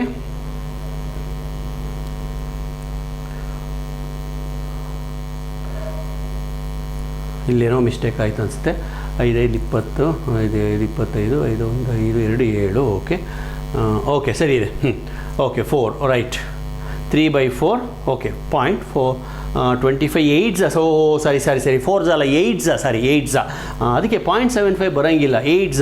ಅದಕ್ಕೆ 3/8 ಅಂತಂದರೆ ಕ್ಯಾಲ್ಕುಲೇಟ್ ಮಾಡಿ. ರಫ್ ಆಗಿ 0.25 ಬರುತ್ತೆ. 0.25 ಬರುತ್ತೆ. 3/8 ಅಂದರೆ 0.25. Okay, so that is the answer. ನಾನು ಇದನ್ನು 100 ಅಂತಾರೆ ಟ್ರೀಟ್ ಮಾಡಿದೆ. ಓಕೆ, ಇರುವೆ. ಸೊ ಇದು ಈಕ್ವೇಷನ್, ಬೇಸಿಕ್ ಈಕ್ವೇಷನ್ ಇದು ಗೊತ್ತಾಯ್ತಲ್ವಾ? ಸೊ ಈ ಥರ ನೀವು ಕರೆಂಟ್ ಎಲೆಕ್ಟ್ರಿಸಿಟಿನಲ್ಲಿ ಸಾಕಷ್ಟು ಪ್ರಶ್ನೆಗಳನ್ನು ಎಕ್ಸ್ಪೆಕ್ಟ್ ಮಾಡಬಹುದು. ನೋಡೋಣ, ಇನ್ನೊಂದು ಸರ್ಕ್ಯೂಟ್ ಇದೆ, ಇದನ್ನು ಸಾಲ್ವ್ ಮಾಡಿಬಿಟ್ಟು ಈ ಪ್ರಾಬ್ಲಮ್ ಈ ವಿಡಿಯೋನ ಎಂಡ್ ಮಾಡ್ತೀನಿ. In the effective resistance of the network, ಇಲ್ಲಿ ಸರ್ಕ್ಯೂಟನ್ನು ಕೊಟ್ಟಿದ್ದಾರೆ, ಒಂದೊಂದು ರೆಸಿಸ್ಟರ್ನ ವ್ಯಾಲ್ಯೂನು ಮೆನ್ಷನ್ ಮಾಡಿದ್ದಾರೆ, ನಾನು ಮಿಸ್ ಮಾಡಿಬಿಟ್ಟಿದ್ದೀನಿ, ಬರೆದು ಬಿಡ್ತೀನಿ. All the resistors are of 1 ohm value, ಎಲ್ಲನೂ 1 ಓಮ್ ಅಂತ ಇಟ್ಕೊಳ್ಳಿ. So what is the effective resistance between X and Y ಅಂತ? ತುಂಬ ಸಿಂಪಲ್ ನೋಡಿ, ಇದು 3 ಸೀರೀಸ್ ಇದೆ. ಸೊ 3 ಸೇರಿ ಒಂದು ಸಿಂಗಲ್ ರೆಸಿಸ್ಟರ್ ಆಗುತ್ತೆ, 3 ಓಮ್. ಇದು 3 ಸೀರೀಸ್ ಇದೆ, again all the 3 together becomes 3. ಇಷ್ಟ ಆಯಿತು. ಆಮೇಲೆ ಇದ್ರ ಜೊತೆಗೆ ಇನ್ನೂ 1 ಓಮ್ ಇದೆ. ಓಕೆ, ಇವೆರಡು ಇವಾಗ ಪ್ಯಾರಲಲ್ ಆಗುತ್ತೆ ಅಲ್ವಾ? Therefore it is 3 into 3 divided by 3 plus 3, that is 1.5. 9/6 1.5. So ಇವಾಗ ಒಂದು ಸಿಂಗಲ್, ಅದ್ರ ಜೊತೆಗೆ ಇನ್ನೊಂದು ಸಿಂಗಲ್. ಈ ಸಿಂಗಲ್ ಬಂದು 1 ಓಮು, ಈ ಸಿಂಗಲ್ ಬಂದು 1.5 ಓಮ್. ಅಲ್ಲಿಗೆ ಲಾಸ್ಟ್ ಸ್ಟೆಪ್ ಬಂದು 1 + 1.5, that is 2.5 ohm. So this is the effective resistance value. Okay, is that clear? So circuit ಅದು ಸಿಂಪಲ್ ಆಗಿ ಏನಂತ ಕಾಂಪ್ಲಿಕೇಶನ್ ಏನು ಇಲ್ಲ. Okay, will move on to the next question. ಸ್ವಲ್ಪ ಕಾಂಪ್ಲಿಕೇಶನ್ ಇದೆ ಇವಾಗ. ಇಲ್ಲಿ ಇದು ಓಕೆ ಇರಲಿ, ವ್ಯಾಲ್ಯೂಸನ್ನು ಹಾಕಬೇಕಾಗಿತ್ತು. Reading of the ammeter as per the figure shown. ಇಲ್ಲಿ ಒಂದು ಸರ್ಕ್ಯೂಟ್ ಇದೆ, ರೆಸಿಸ್ಟರ್ಸ್ ಇದೆ, ಬ್ಯಾಟ್ರಿ ಇದೆ. ಇಲ್ಲಿ ಇದು ಅಮ್ಮೀಟರ್ ಇದು. ಓಕೆ, ಇದು ಅಮ್ಮೀಟರ್. ಓಕೆ, ನಾನು ವ್ಯಾಲ್ಯೂಸನ್ನು ಬರೆದು ಬಿಡ್ತೀನಿ. 2 ಓಮ್, ಎಲ್ಲನೂ 2 ಓಮ್ ಅಂತಂದೆ ತಗೊಳ್ಳೋಣ. ಓಕೆ, ಇದನ್ನು 4 ವೋಲ್ಟ್ ಅಂತ ತಗೊಳ್ಳೋಣ, EMF. ಓಕೆ, ಹೀಗಿದೆ ಸರ್ಕ್ಯೂಟ್. ನೋಡಿ ಮಕ್ಕಳೇ, ಇದನ್ನು ನಾನು ಸ್ವಲ್ಪ ಮಾಡಿಫೈ ಮಾಡಿ ಬರಿತೀನಿ. ಫಸ್ಟು ಈ ಮಧ್ಯದಲ್ಲಿರೋ ಲೈನನ್ನು ಬರಿತೀನಿ, ರೆಸಿಸ್ಟೆನ್ಸ್, ಬ್ಯಾಟರಿ, ಅಮ್ಮೀಟರ್. ಓಕೆ, ಇನ್ನು ಇದ್ರ ಜೊತೆಗೆ ಇದು ಇಲ್ಲಿ ಮೇಲಿದೆಯಲ್ಲ, ಇದು ಪ್ಯಾರಲಲ್ ಆಗಿದೆ. ಓಕೆ, ಇದು ಪ್ಯಾರಲಲ್ ಆಗಿದೆ. ಇವೆರಡೂ ಕೂಡ ಪ್ಯಾರಲಲ್ ಆಗಿ ಇದ್ದಾವೆ ಅಂದರೆ ಇಲ್ಲೇ ಹಾಕ್ಕೊಂಡ್ಬಿಡೋಣ ಇನ್ನೊಂದು ಪ್ಯಾರಲಲ್ಲು, ಇಲ್ಲೇ ಹಾಕ್ಕೊಂಡ್ಬಿಡೋಣ ಇನ್ನೊಂದು ಪ್ಯಾರಲಲ್ಲು. ಗೊತ್ತಾಯ್ತಲ್ವಾ? So that's all about the circuit. So ನೋಡೋಕ್ಕೇನೋ ಕಾಂಪ್ಲಿಕೇಶನ್ ಥರ ಕಾಣಿಸ್ತಾ ಇದೆ, ಆದರೆ without altering the meaning I have return. ನೋಡ್ರಪ್ಪ, ಈ ಸೆಲ್ಲಿಗೆ ಇದು ಹೆಂಗೆ ಕನೆಕ್ಟ್ ಆಗಿದೆ? ಪ್ಯಾರಲಲ್ ಕನೆಕ್ಟ್ ಆಗಿದೆ. ಇದು ಅಷ್ಟೇ ಪ್ಯಾರಲಲ್, ಇದು ಅಷ್ಟೇ ಪ್ಯಾರಲಲ್. ಅದಕ್ಕೆ ನಾನು ಮಾಡಿದೆ 3 ಪ್ಯಾರಲಲ್ ಮಾಡ್ಕೊಂಡಿದ್ದೀನಿ. ಸೊ ಇವಾಗ ಇದು 2 2 2, all the 3 are parallel. So first effective resistance ಮಾಡೋಣ. 1/R effective is equal to 1/2 plus 1/2 plus 1/2 that is equal to 3/2. So ನನಗೆ ಆರ್ ಎಫೆಕ್ಟಿವ್ ಬೇಕು, ದೇರ್ಫೋರ್ ಇಟ್ ಈಸ್ 2/3 ಆಯಿತು. ಹಾಂ, ಈಗ ನೆಕ್ಸ್ಟು ಈ ಸರ್ಕ್ಯೂಟನ್ನು ಇನ್ನೂ ಸ್ವಲ್ಪ ಮಾಡಿಫೈ ಮಾಡ್ಕೊಂಡು ಬರಿತೀನಿ. ಹೇಗೆ? 3 ರೆಸಿಸ್ಟರ್ಸನ್ನು ಫಸ್ಟ್ ಸೀರೀಸ್ ಪ್ಯಾರಲಲ್ ಹಾಕ್ಕೊಂಡ್ಬಿಡ್ತೀನಿ. ಪ್ಯಾರಲಲ್ ಹಾಕ್ಕೊಂಡ್ಬಿಟ್ಟು ಇಲ್ಲಿ ಬರೆದ್ರೂ ಒಂದೇ ಬ್ಯಾಟ್ರಿ, ಇಲ್ಲಿ ಬರೆದ್ರೂ ಒಂದೇ ಬ್ಯಾಟ್ರಿ, ಆಯಿತಾ? ಆಮೇಲೆ ಅಮ್ಮೀಟರ್ ಇಲ್ಲಿ ಬರಿತೀನಿ. ಸೊ ಇಲ್ಲಿ ಹೋಗೋವಂಥ ಕರೆಂಟು ಇಲ್ಲೆಲ್ಲ ಸುತ್ತಾಡ್ಕೊಂಡು ಕೊನೆಗೆ ಇಲ್ಲಿ ಬರುತ್ತೆ. ಅಂದರೆ ಅಮ್ಮೀಟರ್ನಲ್ಲಿ ಈಗ ಹೋಗ್ತಾ ಇರೋ ಕರೆಂಟು ಮೇನ್ ಕರೆಂಟ್ ಐ. ಓಕೆನಾ? I is equal to what ಅಂತ ಅಷ್ಟೇ. ಇಂಡೈರೆಕ್ಟಾಗಿ what is the current in the main circuit ಅಥವಾ what is the main current in the circuit ಅಂತ ಕೇಳಿರೋದು. So that is equal to E divided by R effective plus small R. That is equal to E M F ಅನ್ನು 4 volt ಅಂತ ತೊಗೊಂಡಿದ್ದೀನಿ. R effective 2/3 ಬಂದಿದೆ, plus 2 ಇದನ್ನು internal resistance ಅಂತ ತೊಗೋತೀನಿ ನಾನಿವಾಗ. Simplify ಮಾಡಿ, ದಟ್ ಈಸ್ ಈಕ್ವಲ್ ಟು 3 ಮೇಲೆ ಹೋಗುತ್ತೆ, 4 × 3 divided by 2 + 6 L C M ತೊಗೊಂಡಿರ್ತೀನಿ ಅದಕ್ಕೋಸ್ಕರ. That is equal to 12 divided by 8 ಅಥವಾ 4 2s 4 3s that is 3/2 that is equal to 1.5 ampere. So volt meter reading is 1.5 ampere. ಇಲ್ಲಿ ನಾನು option ಕೊಟ್ಟಿಲ್ಲ, ಇರಲಿ, ಏನಾರು ಆಪ್ಷನ್ ಕೊಡಲಿ, ಏನಾರು ವ್ಯಾಲ್ಯೂ ಕೊಡಲಿ, procedure important, method important. So ಹೇಳಿದ್ದೀನಿ. ಇಲ್ಲೇನು ಮಾಡಿದಿರಿ ನೀವು, ಫಸ್ಟು ಕೊಟ್ಟಿರೋ ಸರ್ಕ್ಯೂಟನ್ನು ನಮಗೆ ಅನುಕೂಲ ಆಗೋ ರೀತಿಯಲ್ಲಿ ಬರ್ಕೊಂಡ್ವಿ, without changing the meaning, without changing the total effective value. ಅಪಿಯರೆನ್ಸನ್ನು ನಾನು ಚೇಂಜ್ ಮಾಡಿಕೊಂಡೆ, ಆಮೇಲೆ ಎಫೆಕ್ಟಿವ್ ರೆಸಿಸ್ಟೆನ್ಸನ್ನು ಮಾಡಿದೆ, ಆಮೇಲೆ ಕರೆಂಟ್ ಫಾರ್ಮುಲನ್ನು ಬಳಸ್ತಿದ್ದೀನಿ. ಇದಲ್ಲದೆ ಅವರೇನಾದರೂ ಬೈ ಚಾನ್ಸ್ ಯಾವುದೋ ಒಂದು ಪರ್ಟಿಕ್ಯುಲರ್ ಕರೆಂಟನ್ನೇ ಕೇಳಿದ್ದಾರೆ ಅಂತ ಇಟ್ಕೊಳ್ಳೋಣ. What is the current in this ಅಂತಂದು, what is the current here ಅಂತಂದು, ಅವಾಗ ನೀವು ಅಲ್ಲಿ ಬ್ರಾಂಚ್ ಕರೆಂಟನ್ನು ಕಂಡುಹಿಡಿಬೇಕು. ಆಗಲೇ ಬ್ರಾಂಚ್ ಕರೆಂಟ್ ಕಂಡುಹಿಡಿಯೋದು ಹೇಗೆ ಅಂತ ಒಂದು ಸ್ಲೈಡಲ್ಲಿ ಹೇಳ್ಕೊಟ್ಟಿದ್ದೀನಿ ನಾನು. Okay, let us see what is the next question. ಹಾಂ, in the circuit shown potential difference between X and Y. ನೋಡೋದಕ್ಕೆ ತುಂಬ ಕಾಂಪ್ಲಿಕೇಟ್ ಅಂತ ಅನಿಸುತ್ತೆ, ಬಹಳ ಸುಲಭ. In the circuit shown what is the potential difference between X and Y. ನೋಡಿ, ಇದು ಎಂಥ ಸರ್ಕ್ಯೂಟ್ ಇದು ಓಪನ್ ಸರ್ಕ್ಯೂಟಲ್ಲಿ ನೆನ್ಪಿಟ್ಕೊಳ್ಳಿ, E is equal to V ಅಷ್ಟೇ. ಓಪನ್ ಸರ್ಕ್ಯೂಟಲ್ಲಿ terminal P D is equal to E M F. Ideal ಸರ್ಕ್ಯೂಟಲ್ಲೂ E M F is equal to E terminal P D. So E is equal to V ಆಗಬೇಕು ಅಂದರೆ 2 possibility. ಒಂದು open circuit ಆಗಿರಬೇಕು, ಇಲ್ಲ perfect circuit ಅಥವಾ ideal circuit ಆಗಿರಬೇಕು. So ಇಲ್ಲಿ ಎಷ್ಟು voltage apply ಮಾಡ್ತಿರೋ ಅಷ್ಟು ಇಲ್ಲಿ ಅಪಿಯರ್ ಆಗುತ್ತೆ. ಸೊ ಇದನ್ನು ಕ್ಯಾಲ್ಕುಲೇಷನ್ ಮಾಡೋ ನೆಸಿಟಿನೇ ಇಲ್ಲ, ಡೈರೆಕ್ಟಾಗಿ ನೀವು ಆಪ್ಷನ್ ಡಿ ಕಡೆ ಹೋಗಬಹುದು. ಓಕೆ, ಗೊತ್ತಾಗ್ತಿದೆಯಲ್ವಾ? ಸೊ ಈ ಥರ ಸಾಕಷ್ಟು ಪ್ರಶ್ನೆಗಳು ಬರ್ತವೆ, ದಯವಿಟ್ಟು ನೀವು ಎಲ್ಲನೂ ಪ್ರಾಕ್ಟೀಸ್ ಮಾಡ್ತಾ ಹೋಗಿ. Okay, let us C one more question. ಇಲ್ಲಿ ಇನ್ನೊಂದು ಬಂದಿದೆ ನೋಡಿ, ಇದು ಓಕೆ, ಇದು ತುಂಬ ಸ್ವಲ್ಪ IIT JEE ಲೆವೆಲ್ ಕ್ವಶನ್ ಇದು. ಓಕೆ, ಇಲ್ಲಿ an infinite sequence of resistance is shown in the figure. Resultant resistance between A and B will be when R1 is 1 ohm, R2 is 2 ohm. R1 ಅನ್ನು 1 ಅಂತ ತಗೊಳ್ಳಿ, R2 ಅನ್ನು 2 ಅಂತ ತಗೊಂಡ್ರೆ A and B ಮಧ್ಯದಲ್ಲಿ what is the resistance. ಮಕ್ಕಳೇ, ನೀವು ಗಮನಿಸಬೇಕಾಗಿರೋದು ಈ ಡಾಟೆಡ್ ಲೈನ್ಗಳನ್ನು. ಅಂದರೆ ಅದು ಇನ್ಫೈನೈಟ್ ಸರ್ಕ್ಯೂಟ್ ಅಂತ, ಮುಗಿಯದ ಕತೆ ಅಂತ, ಎಲ್ಲಿವರೆಗೂ ಎಷ್ಟೋ ದೂರ ಇರುತ್ತೆ. ಲ್ಯಾಡರ್ ಸರ್ಕ್ಯೂಟ್ ಅಂತ ಕೂಡ ಕರೀತಾರೆ. ಲ್ಯಾಡರ್ ಅಂದರೆ ಕನ್ನಡದಲ್ಲಿ ಏಣಿ ಅಂತೀವಿ ನೋಡಿ, ಹಾಗೆ ನೋಡಿ ಏಣಿ ಹೆಂಗಿರುತ್ತಪ್ಪ ನೋಡಿ, ಇದನ್ನೇ ಅಲ್ವಾ ನಾವು ಏಣಿ ಅನ್ನೋದು. ಸೊ ಹೀಗೆ ಇರ್ತಾವಲ್ವ, ಇದ್ರ ಮೇಲೆ ನಾವು ಹತ್ಕೊಂಡು ಹೋಗ್ತೀವಲ್ಲ. ನೀವು ಸ್ನೇಕ್ ಆ್ಯಂಡ್ ಲ್ಯಾಡರ್ ಆಡಿರ್ತೀರಲ್ಲ ಚಿಕ್ಕ ಮಕ್ಕಳಿದ್ದಾಗ, ಏಣಿ ಆಟ ಅಂತ. ಸೊ ಹತ್ಕೊಂಡು ಹೋಗ್ತೀವಿ. ಇಲ್ಲಿ ಈಗ ಸ್ನೇಕ್ ಆ್ಯಂಡ್ ಈ ಏಣಿನಲ್ಲಿ ಈಗ ಒಂದು ಲೆಗ್ಗನ್ನು ಆ್ಯಡ್ ಮಾಡಿದ್ರಾಗಲಿ ಅಥವಾ ಒಂದು ಲೆಗ್ಗನ್ನು ತೆಗೆದ್ರಾಗಲಿ, ಒಂದು ತೆಗೆದ್ರೆ ಅಥವಾ ಒಂದು ಲೆಗ್ಗನ್ನು ಆ್ಯಡ್ ಮಾಡಿದರೆ, ಅಂದರೆ ಒಂದು ಸ್ಟೆಪ್ಪನ್ನು ಆ್ಯಡ್ ಮಾಡಿದರೆ ಓವರ್ ಆಲ್ ಶೇಪ್ ಏನು ಚೇಂಜ್ ಆಗಲ್ಲ ಅಲ್ವಾ? ಅಂದರೆ over all meaning remains same ಅಲ್ವಾ? ಸೇಮ್ ಇರುತ್ತೆ. ಆ ಬೇಸಿಸ್ ಮೇಲೆ ಈ ಪ್ರಾಬ್ಲಮನ್ನು ನಾನು ಸಾಲ್ವ್ ಮಾಡ್ತೀನಿ. ಏನಂತ, ಈಗ ಇದಿಷ್ಟನ್ನು ನಾನು ಸಾಲ್ವ್ ಮಾಡಿದ್ದೀನಿ ಅಂತ ಅಂದ್ಕೊಳ್ಳೋಣ. ಇಷ್ಟನ್ನು ಸಾಲ್ವ್ ಮಾಡಿದಾಗ ಒಂದು ವ್ಯಾಲ್ಯೂ ಬಂದಿದೆ ಅಂತ ಅಂದ್ಕೊಳ್ಳೋಣ. ಗೊತ್ತಿಲ್ಲ ನನಗೆ ಅದು ಎಷ್ಟು ಬರುತ್ತೆ ಗೊತ್ತಿಲ್ಲ, ನಾನು ಎಕ್ಸ್ ಅಂತ ಕರ್ಕೋತೀನಿ. ಈಗ ಅಂದರೆ ಇಷ್ಟನ್ನು ಸಾಲ್ವ್ ಮಾಡಿದಾಗ ನನಗೇನೋ ಒಂದು ವ್ಯಾಲ್ಯೂ ಬಂದಿದೆ. ಈಗ ಅದಕ್ಕೆ ಒಂದು ಆ್ಯಡ್ ಮಾಡ್ತೀನಿ. ಇಲ್ಲಿ ಒಂದು ಆ್ಯಡ್ ಮಾಡೋದಂದರೆ ಒಂದು ರೆಸಿಸ್ಟರನ್ನು ಆ್ಯಡ್ ಮಾಡೋದಲ್ಲ ಮಕ್ಕಳು, ಇಲ್ಲಿ ಸ್ವಲ್ಪ ಗಮನಿಸಬೇಕು.